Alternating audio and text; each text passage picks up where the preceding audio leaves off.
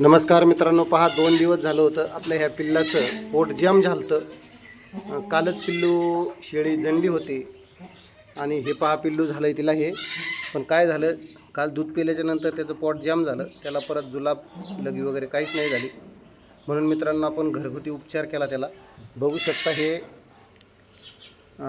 निरम्याचं पाणी आणि फिल साबणचं पाणी करून आपण याला इन्व्हा केलं. हे इंजेक्शन आहे.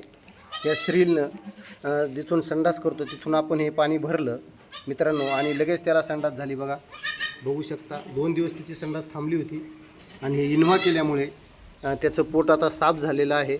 पण तरी पण तो खूप हे झालेला आहे, पोट दुखतं आहे त्याचं.